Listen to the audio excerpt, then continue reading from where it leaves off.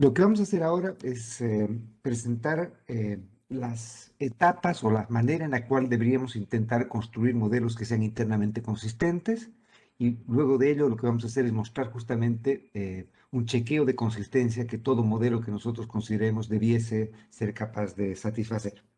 Entonces yo diría que vamos a discutir algunas etapas, pero la etapa cero, antes de empezar cualquier cosa, lo más importante siempre es hacernos la pregunta existencial de ¿para qué estoy haciendo lo que estoy haciendo? ¿Cuál es la pregunta que quiero responder? Entonces, antes de nosotros definir, de resolver modelos, presentar modelos, discutir modelos, tenemos que estar seguros o claros respecto a la pregunta que queremos responder.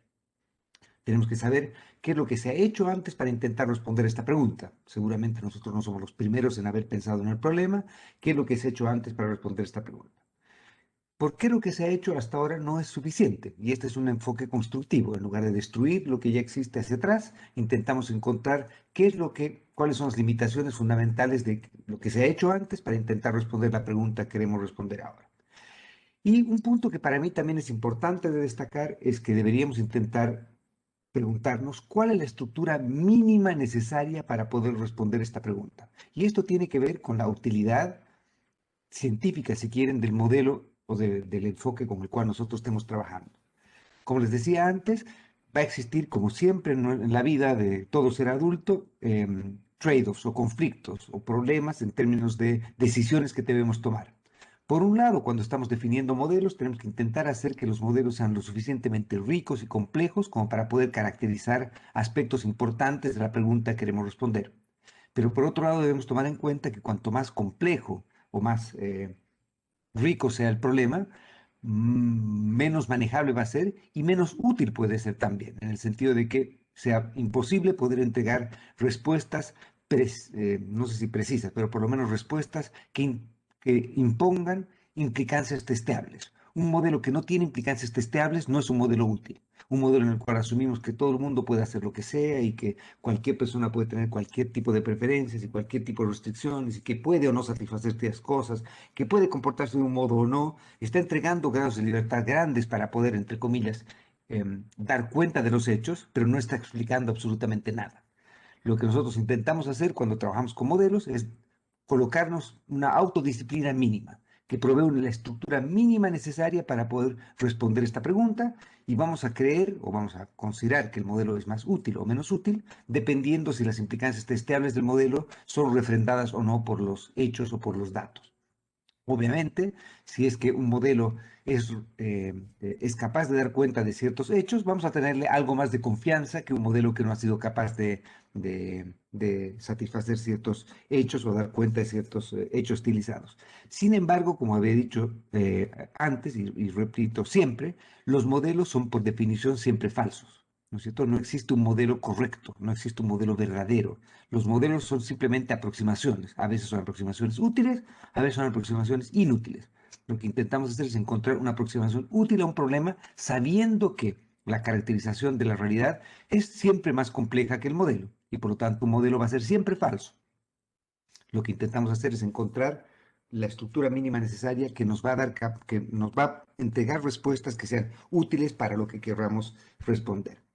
Una vez que hemos respondido estas preguntas, lo que intentamos hacer es definir cuál es la estructura con la cual vamos a trabajar en nuestro modelo. Por ejemplo, necesita el tiempo, porque típicamente nuestro modelo va a tener que ser dinámico. El tiempo va a transcurrir de un modo discreto o el tiempo va a transcurrir de un modo continuo. Vamos a presentar en este curso típicamente vamos a trabajar con modelos en tiempo discreto, pero vamos a presentar algún modelo en tiempo continuo y seguramente ustedes también han visto algo en tiempo continuo. La discusión respecto a tiempo discreto y tiempo continuo, yo diría que está siendo cada vez más hacia tiempo discreto por cuestiones más prácticas que de otra índole. Observamos típicamente series de tiempo discretamente y queremos ver cómo las series que observamos en la vida real tienen un parangón o tienen un paralelo en los modelos con los cuales estamos trabajando. Pero nuevamente uno podría trabajar en tiempo continuo también. Queremos trabajar con modelos, y esta es una pregunta importante también, ¿queremos trabajar con modelos con agentes representativos o necesitamos trabajar con agentes heterogéneos? Y vean que acá el uso del término que estoy haciendo es deliberado.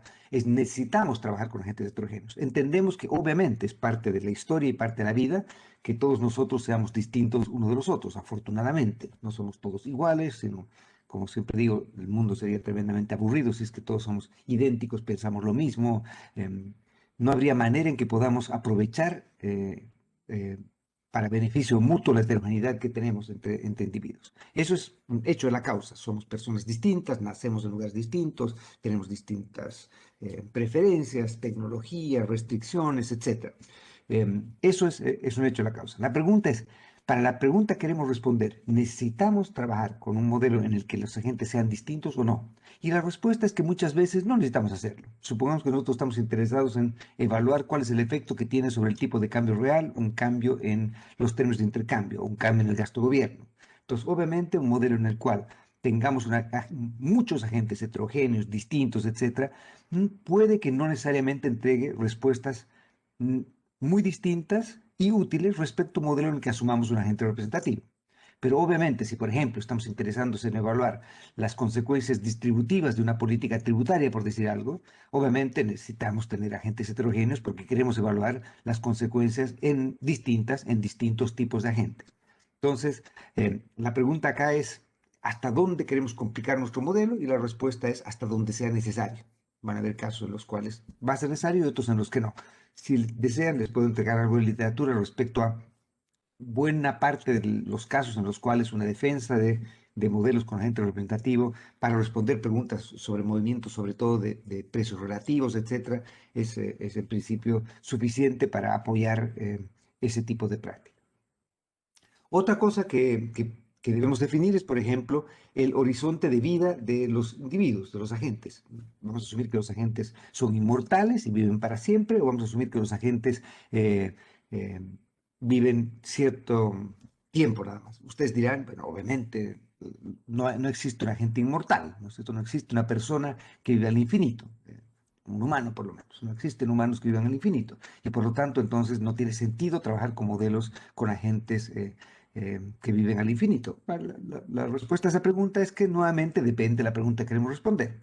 Si es que ustedes eh, están interesados del bienestar de sus hijos, entonces las decisiones que ustedes toman, aun cuando estén en el último periodo y en el último minuto de su vida, en el último respiro que van a dar, van a tener implicancias para lo que ustedes van a dejar para sus hijos y por lo tanto hay un vínculo intergeneracional que puede aprovecharse. Y si es que aprovechamos ese vínculo intergeneracional, los modelos dinásticos, por ejemplo, en el que asumimos que es un solo agente que vive al infinito, es en realidad una aproximación a esta progresión de generaciones, una cuidando de la otra o internalizando que las consecuencias que toma para su generación van a tener efectos para la próxima. Y por lo tanto, uno no necesariamente requiere ese tipo de modelos. Obviamente ustedes, por ejemplo, están interesados en evaluar cuál es el comportamiento en términos de ahorro, por ejemplo, de los individuos o desahorro de los individuos en su ciclo de vida.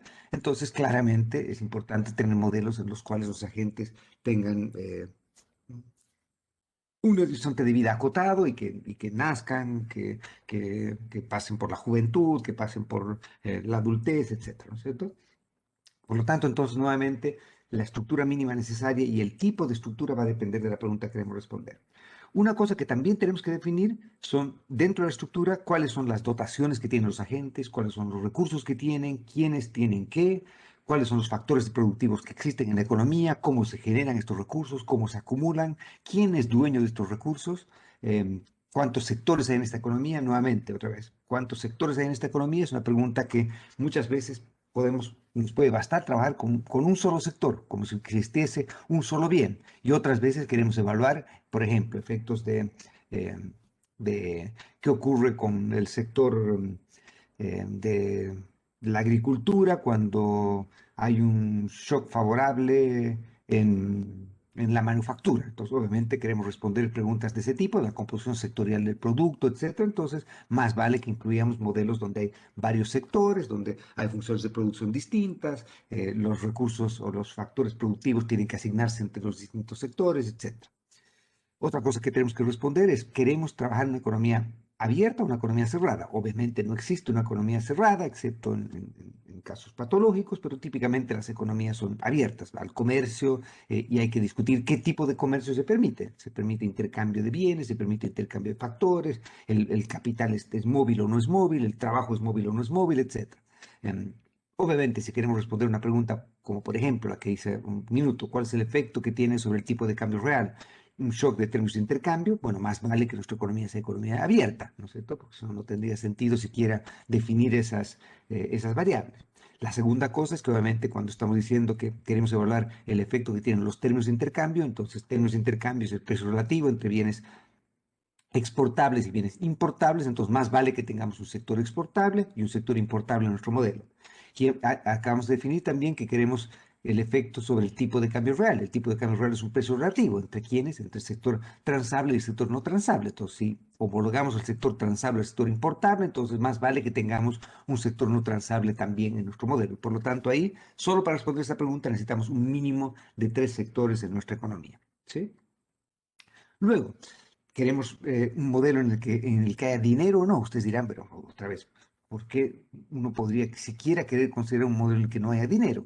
Y la respuesta es que en el 99.9% de los casos, otra vez excepto algún caso patológico, la política monetaria, por lo menos en el mediano o largo plazo, no debiese tener efectos reales. Estamos respondiendo preguntas respecto, por ejemplo, la estructura de impuestos, el efecto del gasto de gobiernos sobre variables reales. Entonces, el incluir dinero puede que no sea agregado demasiado útil para tratar de caracterizar esta dinámica. Pero obviamente, si queremos responder preguntas sobre, por ejemplo, qué va a ocurrir con la inflación si es que nosotros modificamos algo, entonces obviamente más vale que metamos dinero y más vale que metamos un banco central, que es en el fondo y en el largo plazo el responsable último de no solo la política monetaria, sino la inflación también.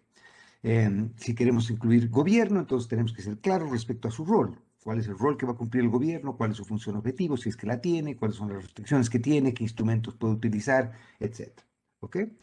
Y luego también tenemos que evaluar si es que queremos un modelo que sea en cómo manejamos la incertidumbre. Va a ser un modelo en el cual no hay incertidumbre, un modelo en el que hay incertidumbre.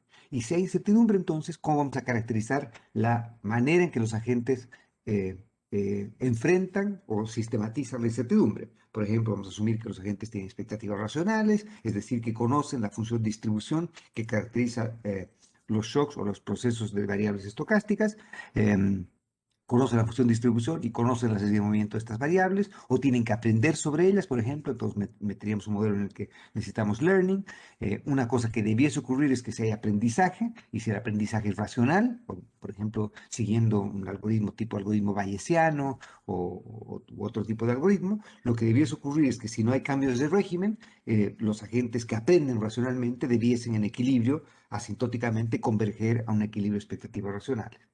Y por lo tanto, entonces, otra vez, sí es que es importante el tratar de ver cómo los agentes aprenden sobre un entorno cambiante, entonces aprendizaje puede ser relevante, pero si es que no nos preocupa evaluar ese tipo de cosas, entonces imponer expectativas racionales puede que no sea terrible, como les decía. Y finalmente, el trade-off está entre la consistencia del modelo, es decir, que sea útil el modelo, que sea parsimonioso el modelo, que sea simple el modelo, versus un modelo que sea más realista, pero tal vez menos útil en términos de tener implicancias testeables más fuertes. Y este es el tipo de preguntas el tipo de lugares donde queremos movernos. Típicamente yo prefiero partir con modelos con estructura muy, muy simple y tratar de ver dónde es que fracasan, si fracasan. Si es que para la pregunta que quiero responder, el modelo es capaz de dar cuenta de los hechos que estamos tratando de caracterizar, entonces continúo con el modelo como está. Y si es que obviamente quiero responder una pregunta que el modelo no es capaz de responder, ya sea porque la estructura es demasiado reducida o ya sea porque con el modelo como lo tengo presentado no soy capaz de dar cuenta de esos hechos, entonces tengo que pensar en qué está fracasando este modelo para ver cómo construir un modelo que sí sea capaz de dar respuesta a este tipo de preguntas. ¿Ok? Bien, una vez que hemos definido entonces lo que queremos hacer, por qué queremos hacerlo del modo que queremos hacerlo y el tipo de estructura mínima que requerimos, entonces lo que vamos a hacer ahora es describir esa estructura, describir a la economía. Y para hacer eso, entonces hacemos un listado de todos los agentes involucrados en esta economía. Entonces, por ejemplo, vamos a decir, va a haber un sector privado que va a estar caracterizado por un lado, los hogares o las personas y por otro lado, las empresas, ¿no es cierto? Vamos a asumir que existe un sector del gobierno o no, si por ejemplo hay política monetaria o no, existe un banco central, si por ejemplo hay intermediación financiera, si existe un sector financiero, si existe un sector externo, cómo lo caracterizamos, y por lo tanto nosotros tenemos un listado de todos los tipos de agentes que van a pertenecer o que van a estar en nuestra estructura. Luego de ello, lo que tenemos que definir es para cada agente, tenemos que definir primero cuántos son, es decir, la demografía, y cómo crecen, si es que crecen. Entonces, por ejemplo, si es que tenemos una población que está creciendo en el tiempo o decreciendo en el tiempo, tenemos que definir la manera en que esto ocurre. También podríamos tener modelos en los que serían modelos de fertilidad endógenos o modelos de decisiones de cuántos hijos tener, etcétera. Y por lo tanto, el N, el crecimiento de la población, dejó de ser un factor exógeno, sino que se convirtió en una variable de decisión. Los agentes tienen que decidir cuándo se casan, cuántos hijos tienen, etcétera. Y por lo tanto, entonces también definen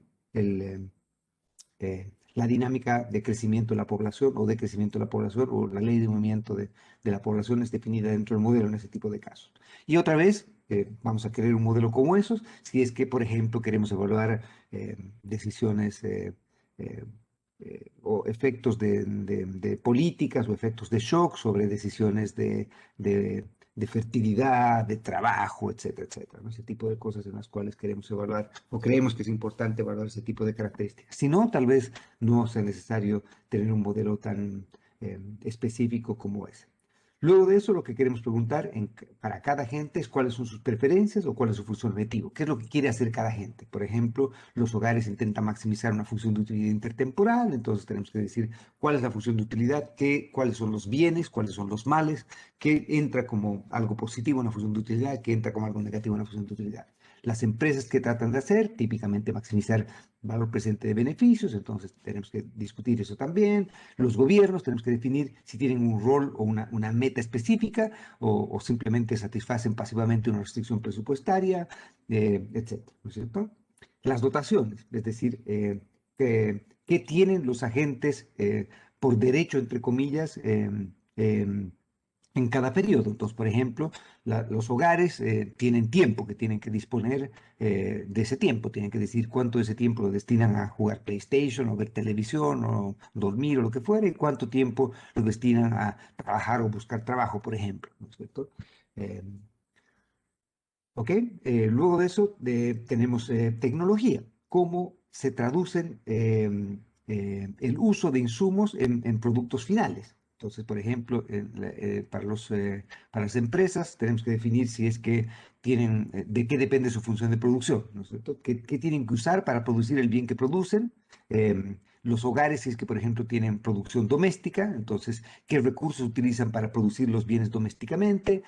Típicamente, yo que sé, trabajo doméstico y demás cosas podría intentar ser incorporado dentro de este tipo de modelos también y definir la tecnología que define cómo transformamos los recursos que tenemos, típicamente tiempo, en algún tipo de producto o algún tipo de bien, ¿no es cierto? ¿Cuáles son las restricciones presupuestarias que enfrentan todos los agentes? Todos los agentes, exceptuando Papá Noel, tienen restricciones. Restricciones que nos definen cuáles son las fuentes de fondos que tenemos y en qué podemos utilizarlos, ¿no es cierto? Entonces tenemos que ser cautelosos en definir con precisión cuáles son las restricciones de cada agente. Definir también cuáles son las condiciones iniciales. Por ejemplo, si tenemos un modelo en que se acumula capital, entonces típicamente partimos con un stock de capital, que es nuestra dotación inicial de capital. Em, Nuestra dotación de trabajo, etcétera, también se define como parte de nuestra condición inicial. Y finalmente también otra cosa que tenemos que definir es la propiedad. ¿Quién es dueño de qué? Entonces, por ejemplo, las firmas o las empresas no son dueñas de nada. Al final del día, las empresas no existen en realidad, ¿no es cierto? La Universidad de Chile no existe, no he conocido nunca a la Universidad de Chile, no la he visto caminar. Lo que existen son personas que forman esa universidad y existe algún dueño, entre comillas, de la misma, ¿no es cierto? Entonces, por ejemplo, las empresas, los dueños de las empresas son obviamente las familias o el sector privado. Entonces tenemos que definir cómo se determinan estos derechos de propiedad, quién es dueño de qué. Entonces, por ejemplo, los hogares son dueños de su tiempo. Entonces tienen que definir cuánto de su tiempo lo destinan a ofrecerlo en el mercado de trabajo. Las empresas demandan ese tiempo, tienen que contratarlo, etcétera. Y hay esta intermediación en esos casos, ¿no es cierto? El stock de capital, quién es dueño del stock de capital, quién lo utiliza, cómo lo utiliza, etcétera. Vamos a discutir algo de eso un poco más tarde. Y finalmente, para cada uno de los recursos y para cada uno de los bienes que se transan en esta economía, tenemos que definir los mercados en los cuales los agentes interactúan. Entonces, por ejemplo, decimos quién es dueño del capital y quién demanda ese capital, quién es dueño o quién produce cierta cosa y quién compra cierta cosa, etcétera, etcétera. Entonces, tenemos que, para cada uno de los agentes, definir cada una de estas cosas y finalmente definir cuáles son los mercados en los que interactúan los agentes. Una vez que hemos hecho eso, vamos a la segunda etapa. Si tienen preguntas, obviamente estoy atento al chat para intentar responderlas, ¿ok? Entonces, la segunda parte de nuestro problema para tratar de construir un modelo internamente consistente es el de resolver el problema de cada agente. Entonces, lo que hacemos ahora es que tomamos el problema de cada agente atomísticamente y entonces definimos, sabiendo cuál es la función objetivo que tiene cada agente y cuáles son las restricciones que tiene cada agente y cuáles son las condiciones iniciales que tiene y cuáles son las variables que él controla o las variables sobre las cuales él es dueño y qué es lo que tiene que hacer con eso. Entonces, lo que hacemos es ahora presentamos el problema de optimización intertemporal típicamente que enfrenta la gente. Y una pregunta que nos interesa responder, que vamos a tratar de definir con más precisión qué quiere decir esto, preguntarnos si el problema es recursivo. Vamos a volver a eso cuando discutamos el lenguaje de programación dinámica. Entonces, esto lo dejamos por unos minutos y vamos a volver después, o la próxima clase probablemente, cuando discutamos algo de programación dinámica. Y finalmente lo que hacemos es definir, una vez que hemos definido cuál es la función objetivo que tiene la gente y cuáles son las restricciones que enfrenta, definimos tres tipos de variables que caracterizan el problema que enfrenta la gente. Unas variables que vamos a llamar variables de control, que son las variables que la gente, como su nombre lo dice, controla o elige. ¿No es cierto? Entonces la gente, por ejemplo, elige cuánto va a demandar de consumo en cada periodo, cuánto va a ofrecer de trabajo en cada periodo, cuánto va a ofrecer de capital si el que es dueño del capital para que las empresas se lo arrienden, cuánto va a demandar de deuda pública, cuánto va a demandar de deuda privada, cuánto va a ahorrar o cuánto quiere ahorrar, etcétera. ¿Cierto? Entonces, todas esas son variables de control que la gente está decidiendo en cada periodo. ¿Sí? Por otro lado, vamos a tener otras variables que vamos a llamar las variables de estado exógeno. Y estas variables de estado exógeno son variables que no son controladas por el agente no las define, y en definitiva no son controladas por ningún otro agente tampoco. Entonces, por ejemplo, si tuviésemos una economía abierta, una economía pequeña y abierta, y no estamos modelando el sector externo, los términos de intercambio en una economía pequeña y abierta típicamente son considerados como una variable de estado exógena. No son controlables por nosotros somos tomadores de precios internacionalmente y nosotros somos lo suficientemente chicos como para que nuestro comportamiento no afecte ese precio relativo y por lo tanto entonces ese precio sería exógeno. Lo mismo con algún bemol, por ejemplo, podemos decir el precio internacional del cobre, tasa de interés internacional, etcétera, son variables que para el agente que estamos modelando y para la economía que estamos modelando son variables que se consideran como estados exógenos. Obviamente, en el mundo real, nada es un estado exógeno. Todo depende de decisiones de otros, ¿no es cierto? Entonces, los términos de intercambio, en definitiva, van a también depender de interacciones entre oferta y demanda, pero en un modelo de economía pequeña y abierta, asumimos que el sector externo es lo suficientemente grande y nosotros lo suficientemente chicos como para no afectar ese precio relativo y ese precio relativo tiene vida propia, entre comillas. Pero obviamente podría no ser así.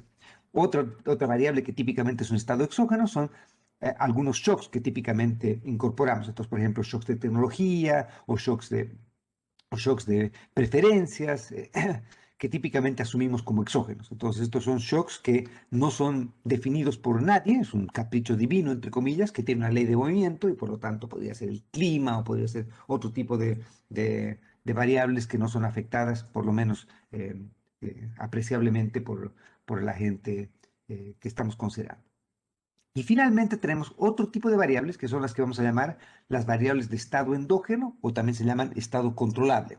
Son variables que los agentes toman paramétricamente, toman como dadas cuando toman sus decisiones, pero que en equilibrio son determinadas también por las decisiones de los agentes. Entonces, ejemplos de estas variables serían, por ejemplo, los salarios. Entonces, el salario en esta economía, en estas economías, típicamente el agente privado toma el salario como dado.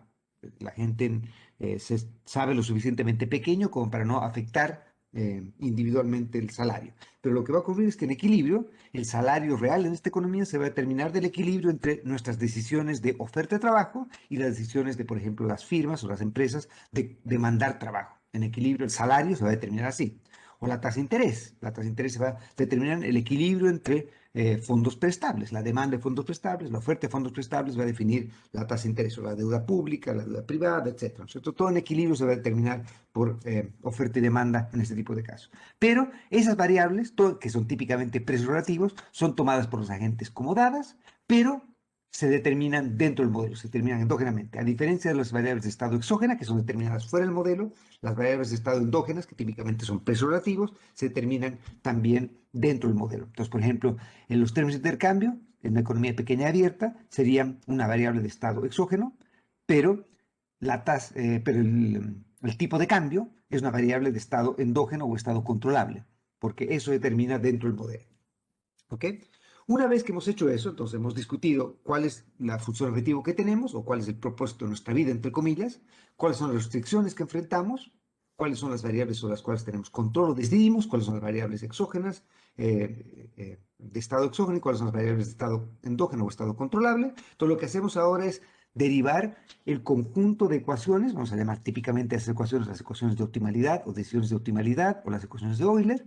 Lo que vamos a hacer ahí es vamos a derivar cuáles son en el margen las reglas de decisión óptimas que cada agente debe tomar. Entonces, por ejemplo, decidimos cuánto consumimos hoy día versus cuánto consumimos mañana o cuánto ahorramos hoy día y eso va a tener implicancia respecto a mañana. Entonces, derivamos nuestro problema de optimización respecto a cada variable de control, ¿sí? Respecto a cada variable de control, tomando en cuenta las restricciones que tenemos.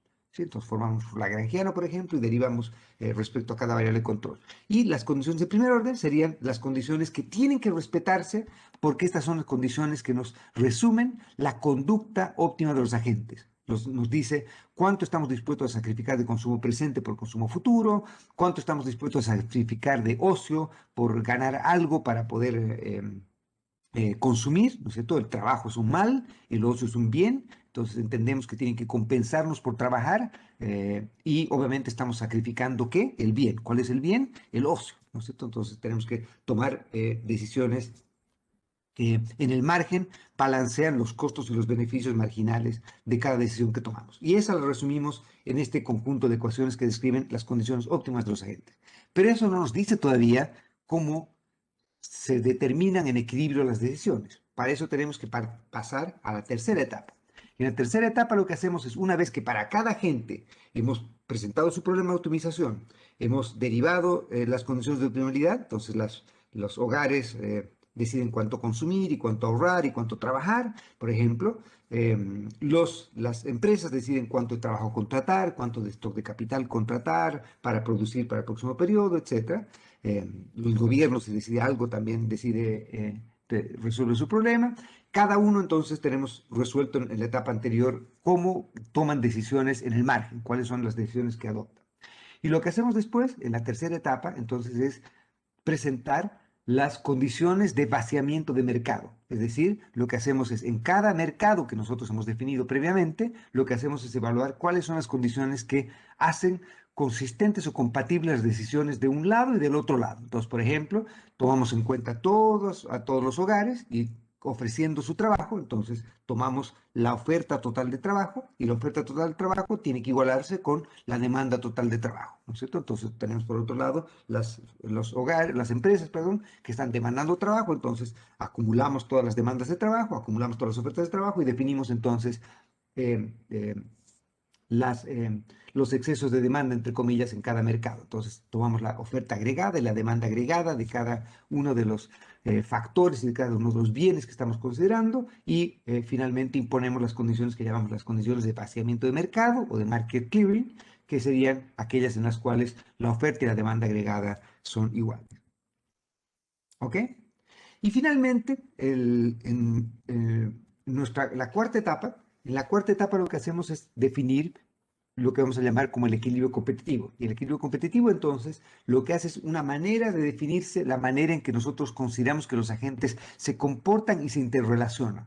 Entonces lo que vamos a asumir es que en un equilibrio competitivo lo que ocurre es que las decisiones de cada individuo son tales que son refrendadas en el agregado por dos condiciones. La primera de ellas es que sea lo que fuere que resulte de la interacción de todos los individuos y de todas las empresas y del gobierno y de los bancos y de lo que fuera que sean los agentes que están interactuando, entonces lo que ocurre es que en el equilibrio que va a surgir de las interacciones de los agentes, tienen que cumplirse dos condiciones. La primera de ellas es que cada agente separadamente resuelve su problema de optimización intertemporal tomando los precios como dados. ¿Ok? Entonces, los precios acá es tomando todas las variables de estado controlables como dadas. ¿Sí? Entonces, por ejemplo, los agentes deciden cuánto trabajar y cuánto ahorrar, tomando a la tasa de interés y tomando a los salarios como dados. Las empresas deciden cuánto de trabajo contratar y cuánto de capital demandar, tomando a la tasa de interés y tomando a los salarios como dados. Pero en equilibrio de las decisiones de estos agentes, por la segunda parte, las condiciones de vaciamiento de mercado, lo que va a ocurrir es que en equilibrio se van a determinar también esas otras variables dentro del modelo. Entonces, los agentes deciden cuánto consumen, cuánto ahorran, cuánto trabajan, las firmas deciden cuánto demandan de trabajo, cuánto demanda de capital, y en equilibrio se determina cuánto es el trabajo que vacía el mercado de oferta y demanda, cuánto es el stock de capital y cuál es la tasa de interés y cuál es el salario que vacían estos mercados, lo que hacen consistentes los planes de los agentes que estamos en esta economía, en estas dos economías. ¿Ok? Bien, una vez que hemos hecho todo eso, antes de siquiera continuar, una cosa que tenemos que asegurarnos es de entender si es que efectivamente nuestro modelo es o no es un modelo internamente consistente. ¿Y cómo evaluamos que el modelo es internamente consistente?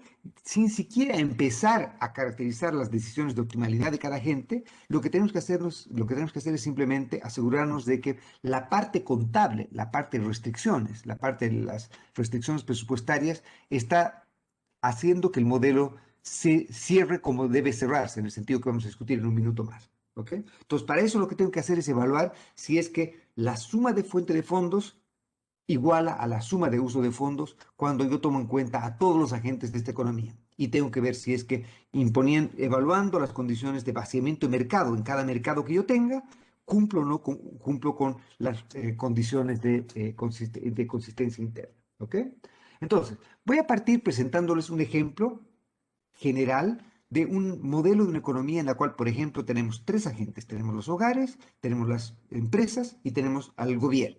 ¿Ok? Y lo que voy a asumir entonces es que en todos los casos lo que hago para colocar las restricciones presupuestarias, en un lado coloco las fuentes de fondos y en otro lado coloco los usos de fondos. Y tiene que ocurrir siempre que las fuentes de fondos, sources en inglés, tienen que ser siempre mayor o igual al uso de fondos. Nunca podemos usar más de lo que tenemos a disposición. Obviamente lo que va a ocurrir es que óptimamente los agentes van a igualar una cosa con otra. ¿Eh? Entonces la fuente va a ser generalmente igual al uso de los fondos. No va a haber recursos no utilizados o no va a ser óptimo dejar recursos no utilizados, que no tienen ningún fin. Aunque ese fin puede ser hoy día o puede ser para consumo intertemporal, puede ser tratar de ahorrar o tratar de llevar consumo al futuro, ¿no es cierto?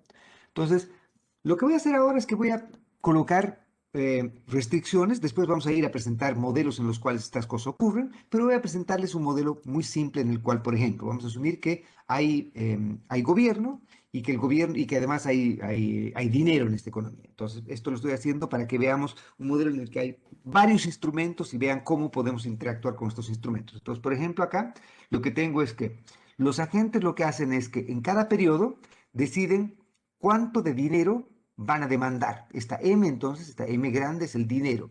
Y el subíndice que tienen acá es el T más 1, simplemente el dinero que yo estoy transportando desde el periodo T al periodo T más 1. Entonces, por ejemplo, el MT es simplemente el dinero que traje del periodo T al periodo, perdón, del periodo T menos 1 al periodo T. Y entonces, como fuente de fondos, este es el dinero que yo tengo disponible para poder utilizar en el periodo T y que traje en el periodo T-1. ¿Sí? Este es el dinero que yo estoy demandando en el periodo T para transportar, para usar en el periodo T más 1. Y por eso está como uso de fondos. Entonces, esto va a determinar la demanda de dinero para el periodo T más 1. ¿sí? Y esta ha sido mi demanda de dinero en el periodo anterior, en el periodo T-1 que yo estoy utilizando ahora. Voy a asumir también, simplemente por hacer las cosas simples acá, que existe un solo bien y entonces este M está expresado en términos nominales, estos son billetes en términos nominales, y lo que voy a hacer para definir cuánto puedo comprar con estos billetes es deflactar o dividir esto por el precio al cual puede comprarse el bien que estoy considerando. Entonces, esto es unidades reales de dinero, entre comillas, ¿no es cierto? Por otro lado, entonces, voy a asumir también que nosotros del periodo anterior, trajimos deuda pública. Entonces, este B grande es, y acá el supraíndice, quiere decir la demanda por parte de los hogares, ¿no es cierto? Entonces, acá lo que tenemos es que es cuánto los hogares demandaron el periodo anterior de deuda pública que tiene vencimiento en el periodo T. Entonces, si esto es positivo, obviamente nosotros adquirimos deuda pública. Si es que esto es negativo, entonces nosotros en lugar de haber prestado al gobierno, nos prestamos del gobierno en el periodo anterior, si esto fuese negativo. ¿No es cierto? Por eso, si fuese negativo, pasaría como un uso de fondos, porque en este periodo tenemos que pagar lo que nos prestamos. Pero en este caso estamos asumiendo que esta es una deuda pública, ¿ok? Y esto está en términos nominales también, entonces lo estamos dividiendo por el nivel de precios y tenemos que nos pagan, además del principal, que sería este uno de acá, nos pagan el interés. Entonces, este R es la tasa de interés nominal que nos están pagando por los bonos que que demandamos el periodo anterior y que vencen en el periodo T. Y por lo tanto, en el periodo T, lo que nosotros definimos es cuántos bonos o cuánta deuda pública que va a vencer el próximo periodo demandamos en este periodo. Entonces, esta sería una manera en la que podríamos tratar de hacer consumption smoothing, una manera en la que podríamos tratar de suavizar nuestra tarea de consumo, es endeudándonos o, o prestando, ¿no es cierto? Y por otro lado, vamos a también asumir que, por ejemplo, hay deuda privada y esta deuda privada, por ejemplo, podría ser que los hogares, perdón, las firmas, las empresas podrían emitir papeles de deuda, bonos de deuda, ¿no es cierto? Entonces, yo qué sé, Falabella o lo que ustedes quieran, puede emitir deuda.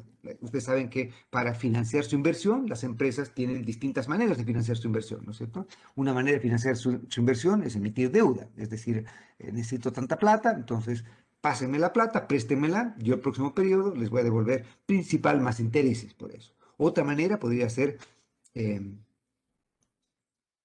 no distribuyendo utilidades, sino que las utilidades, si es que existen en la empresa, sean reutilizadas para inversión. Y la otra manera en la que podría financiarse la inversión por parte de las empresas sería emitir acciones, que sería diluir la propiedad de la empresa, ¿no es cierto? Entonces, decir, vamos a aceptar nuevos accionistas que van a tener derecho a recibir dividendos por comprar acciones de la empresa. Esas serían como tres maneras con las que las empresas podrían financiarse. Entonces, acá estoy modelando una de ellas, que es la de financiar con deuda, ¿no es cierto? Y entonces acá este Z sería la tasa de interés nominal de los papeles de deuda que las empresas ofrecen. Entonces, como ven acá, esto de acá es lo que nosotros compramos de deuda privada, el periodo T-1, que vencen en el periodo T, y por lo tanto en el periodo T+1 en el periodo T estamos decidiendo cuánto de deuda demandamos que va a vencer el próximo periodo, ¿sí? Por otro lado, como fuente de fondos, asumimos que los dueños de las empresas son los hogares y por lo tanto, si es que por ejemplo los hogares redistribuyen el 100% de sus utilidades, entonces el PI de acá sería simplemente los beneficios, que obviamente serían si el PI es positivo y serían pérdidas si es que el PI es negativo. Si el PI es negativo, entonces en lugar de ser una fuente de fondos, va a ser un uso de fondos, ¿no es cierto? Porque obviamente los hogares van a tener que pagar por... por haber sido dueños de la empresa que está perdiendo dinero, van a ser los que van a tener que responder patrimonialmente por esa pérdida. ¿Ok? Entonces, en el caso que hayan beneficios, estos beneficios serían fuente de fondos en este caso. ¿Ok? Por otro lado, los hogares ofrecen trabajo. Entonces, este L supra H es cuánto de trabajo estoy ofreciendo en el periodo T.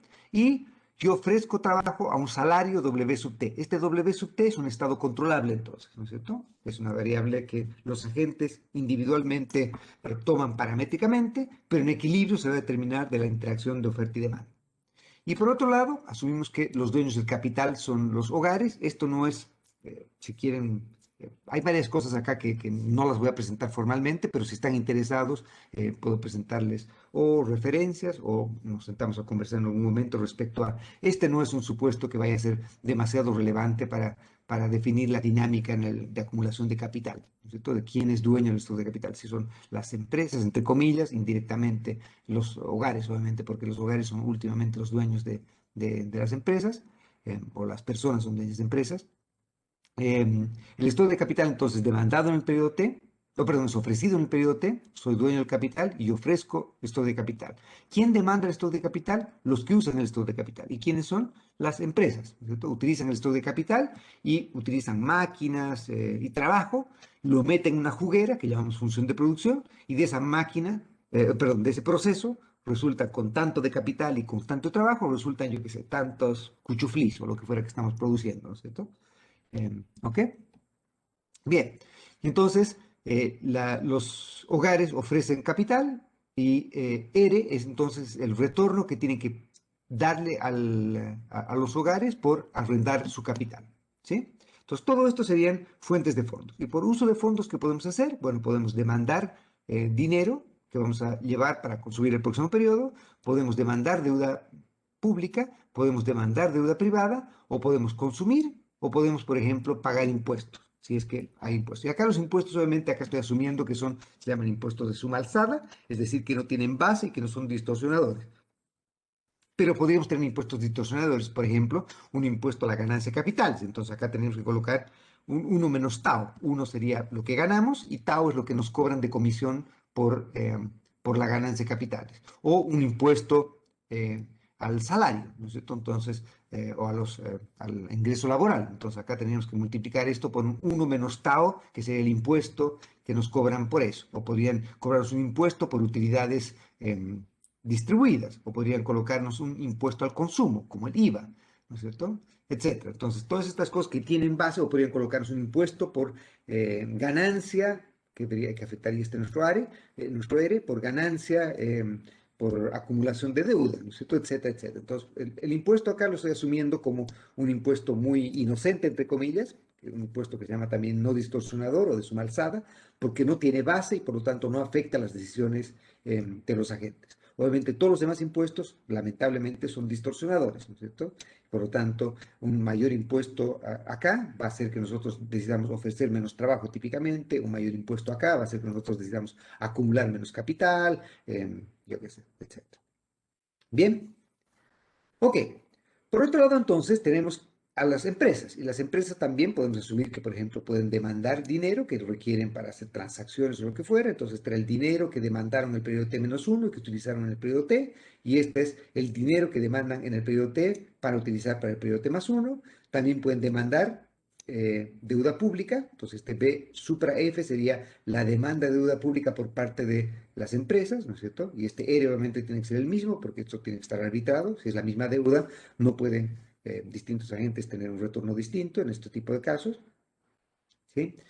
Y por otro lado, como fuente de fondos, lo que hace el hogar ahora, vean que acá tengo, esta es la demanda de deuda emitida por las empresas por parte de los hogares, y este es un uso de fondos en el periodo T, ¿no es cierto? Pero por el lado de las firmas, esta es una fuente de fondos, porque obviamente están recibiendo estos recursos por parte de los hogares. Entonces, como ven que lo que es un uso acá, por el lado de la demanda, es una fuente acá, por el lado de la oferta. ¿Sí? Y finalmente estamos asumiendo también que los hogares, o perdón, que las firmas venden el bien, ¿no es cierto? Entonces acá este Y sería el producto total o el total del bien que las firmas venden. Típicamente esto va a depender de una función de producción, ¿no es cierto?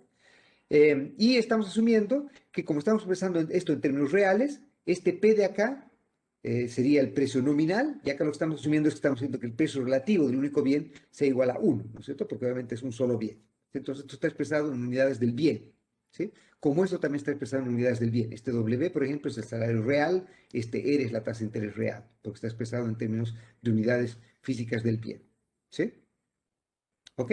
Esta sería entonces la fuente de fondos por el lado de las empresas y como uso de fondos, ¿qué pueden hacer? Las empresas pueden demandar dinero para llevar al próximo periodo, pueden demandar deuda pública, tienen que pagar interés y principales de la deuda que contrajeron los agentes privados o que compraron los agentes privados el periodo anterior. Vean que acá todo esto que es una fuente de fondos para los hogares, porque están recibiendo esta plata en el periodo T, es algo que tienen que pagar las firmas y por lo tanto las firmas tienen que tener esto en la parte de uso de fondos. Pero vean que acá estoy colocando el supra H y supra D, porque esta es la demanda de deuda privada y esta es la oferta de deuda privada, ¿sí?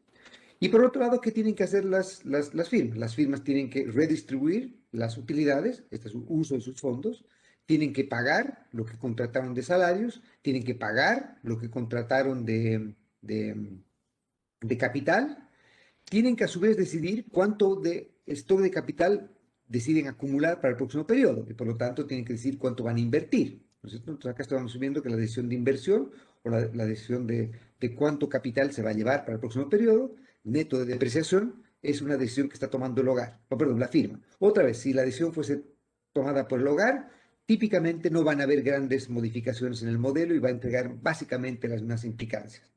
¿Ok? Y finalmente, cuánto de impuestos tiene que pagar. Y acá otra vez estoy asumiendo que estos impuestos son impuestos no distorsionadores. Pueden ser impuestos distorsionadores, por ejemplo, impuestos a la inversión, impuestos a la distribución de utilidades, impuestos a los salarios, etcétera, impuestos a la producción, impuestos a emisión de deuda, etcétera. Acá podríamos meter muchas cosas que pueden modificar esto en cuanto a impuestos. Y finalmente tenemos la restricción presupuestaria del gobierno. Entonces, ¿qué hace el gobierno? El gobierno tiene que igualar también sus fuentes a sus usos de fondos. Y acá vamos a asumir como fuente de fondos que el gobierno puede emitir dinero, ¿no es cierto? Que es el dinero que es ofrecido por el gobierno para que las empresas y los hogares lo lleven al próximo periodo. Entonces sería la oferta de dinero que ofrece en el periodo T para ser utilizada en el periodo T más 1. Esta sería la oferta de deuda pública que tiene el periodo T y que va a vencer en el periodo T más 1. Otra vez, como están en términos nominales, lo expresamos en términos reales utilizando el precio nominal del bien y las recaudaciones de impuestos que tiene. ¿Sí? Acá, entonces, lo que acá es un uso de fondos, que sería cuánto paga de impuestos la empresa y cuánto paga de impuestos los hogares. Eso es pagado a quién? Al gobierno, y por lo tanto el gobierno tiene eso como una fuente de fondos. ¿Sí? Y por otro lado, el gobierno usa los fondos honrando la oferta de trabajo del periodo anterior, pagando interés y principal de la deuda que contrajo el periodo anterior, y a su vez el gobierno decide utilizar lo que le quede, además, para financiar o para realizar gastos, ¿no es cierto? Entonces, este es el gasto gobierno, ¿sí? Entonces, como ven, acá tenemos todas las restricciones de los agentes y lo que quiero hacer ahora es asegurarme de que el modelo, antes de empezar siquiera a plantear el problema de cada agente, resolver las condiciones de optimalidad de cada agente, quiero asegurarme que el problema es internamente consistente. ¿Cómo me aseguro que es internamente consistente? La manera de hacerlo es simplemente ahora agrego todas las fuentes de fondos de todos los individuos o de todos los agentes y agrego todos los usos de fondos de todos los individuos. Y lo que tiene que ocurrir es que tiene que ser el caso que las fuentes y los usos tienen que igualarse entre individuos. Entonces voy a hacer justamente eso. Entonces lo que hago ahora es que tomo esta fuente de fondos por este lado, toda la fuente de acá, tomo esta fuente de fondos por este lado y tomo esta fuente de fondos por este lado. ¿Sí? Entonces sumo esto más esto más esto, y esto tiene que ser mayor o igual, con igualdad, si es que después vamos a resolver esto con igualdad, al uso de fondos. Entonces esto más esto más esto, ¿no es cierto? Entonces fuente y uso de fondos. Y lo que hago después es tomando fuentes y usos, háganlo con calma en la casa para asegurarse que entendieron bien esta parte de acá. Lo que hago después es que llevo todo a un lado, fuentes menos usos. ¿Ok? Un minuto, acabo esto y respondo a tu pregunta, Antonia. Déjame terminar esto. Ok, entonces hago fuentes menos usos de fondos. Entonces la suma de fuentes tiene que ser igual a los usos de fondos y por lo tanto la suma de fuentes menos la suma de usos tiene que ser igual a 0. Y lo que hago entonces después es llevo las fuentes menos los usos y los voy agregando en términos de los términos comunes que tengo. Entonces, por ejemplo, todo lo que tiene que ver con dinero, lo voy a llamar el mercado de dinero. Entonces acá tengo la oferta de dinero, de saldos reales por parte del gobierno en el periodo T, que vence en el periodo T más uno, para utilizarse en el periodo T más uno. Y acá tengo la demanda de dinero de los hogares y de las firmas. Acá tengo la oferta del periodo anterior de dinero y acá tengo la demanda del periodo anterior de dinero. Y obviamente con los signos intercambiados acá porque esto es fuentes menos usos, ¿no es cierto? Por otro lado, tengo la oferta de deuda pública que vence el periodo T más uno y acá tengo la demanda de deuda pública que vence en el periodo T más uno y acá tengo con la tasa de interés la oferta del periodo anterior de deuda, que ahora es un uso de fondos por parte del gobierno que tiene que pagarlos, y acá tengo una fuente de fondos que era lo que los hogares reciben por la deuda que venció en el periodo T, ¿no es cierto? Y este sería entonces el mercado de deuda público, entre comillas. Por otro lado, tengo el mercado de deuda privado, entonces oferta y demanda de papeles privados, oferta y demanda de papeles privados. Por otro lado, tengo la oferta de trabajo, que era por parte de las firmas, como fuente de fondos, y como uso de fondos era la demanda de trabajo por parte de las firmas. Después tengo la oferta de capital por lado de los hogares y la demanda de capital por lado de las empresas, y este sería el mercado de capitales, este sería el mercado de trabajo, y finalmente nos va a quedar lo otro, y lo otro que nos queda es el mercado de bienes. Y entonces, por un lado tengo, como ustedes recuerdan, como fuente de fondos el producto, y como uso de fondos, los hogares pueden consumir, este sería el consumo privado, las empresas invierten, que sería la inversión, y el gobierno hace canchitas, no sé, gasta, ¿no es cierto? Y por lo tanto, entonces, tenemos que lo que se produce es agotado en consumo privado, en inversión privada, en este caso, y en gasto de gobierno. Y entonces, como ven, esta última parte de acá, que sería el equilibrio del mercado de bienes, nos entrega la identidad contable que nosotros hemos visto siempre en cuentas nacionales, ¿no es cierto? En una economía cerrada, PIB, que sería la producción, es igual a consumo privado más inversión, más el consumo o el gasto de gobierno si es que no hay inversión pública, ¿no es cierto? Y por lo tanto, entonces, como ven, a diferencia de lo que hemos visto en los modelos ISLM, donde hemos partido de esta identidad y hemos contado historias respecto a cada componente de acá, lo que hacemos nosotros acá es, a diferencia de eso, es partimos con historias de cada individuo, cada gente, cuál es el problema que tienen, cuál es su personalidad, entre comillas, cuáles son las restricciones que enfrentan, y lo que hacemos es evaluar si es que los planes perdón, las fuentes y usos de fondos son consistentes en restricciones en estas economías y llegamos ahora a definir el equilibrio del mercado de bienes como un resultado de las restricciones de cada uno de los agentes. No imponemos eso para empezar, por eso es que a diferencia de ISLM, nosotros partimos con bottom-up, ¿no es cierto? Partimos con cada agente, agregamos los agentes y evaluamos lo que se forma en equilibrio. Y el resultado que se forma en equilibrio es la consistencia de planes, en este caso de consumo, inversión y gasto, por parte o uso de fondos con fuente de fondos, ¿no es cierto? Acá se produce y lo que se produce se destina a una de estas tres cosas, ¿no es cierto? Acá se ofrece trabajo, acá se demanda trabajo, acá se ofrece capital, acá se demanda capital, acá se ofrece deuda, acá se demanda deuda, acá se ofrece deuda, acá se demanda deuda, acá se ofrece data, ¿sí? Y por lo tanto, entonces, obviamente, esto a su vez nos entrega las condiciones de vaciamiento de mercado, que serían oferta igual a demanda de trabajo, oferta igual a demanda de capital, oferta de bienes igual a demanda de bienes, oferta de deuda igual a demanda de deuda, oferta de deuda igual a demanda de deuda, oferta de dinero igual a demanda de dinero. ¿Sí? Y por eso entonces tendríamos el equilibrio en cada uno de estos bienes. Entonces, como ven, esto de la ley de Walras que habíamos utilizado un poquito ad hoc cuando estamos trabajando con ISLM, acá tiene que hacerse explícito en las restricciones de cada agente. Tenemos que mostrar cómo son los mecanismos que hacen que satisfagan las condiciones de vaciamiento de mercado en cada mercado que nosotros tengamos en esta economía. Antonio, tenías una pregunta. Sí, profe, en la diapositiva anterior, ¿Sí? ahí, por ejemplo, el de temas uno es la deuda que ¿Sí? yo adquiero en temas uno y que voy a tener que pagar ahí en temas 2, ¿cierto? No. Gracias, es una buena pregunta porque es una pregunta de notación. Entonces, acá lo que estoy diciendo es, como subíndice acá, estoy colocando en la deuda y en dinero estoy colocando, acá por ejemplo estoy colocando, todo esto es una restricción presupuestaria en el periodo T, esta restricción para el periodo T. Entonces acá simplemente estoy escribiendo como BT más 1, como la deuda que compré en el periodo T y que vence en el periodo T más 1. Entonces lo que aparece en el subíndice es la madurez o el periodo en el que vence esta deuda, cuando se tiene que honrar esta deuda. ¿Ya? Podríamos haber hecho algo distinto.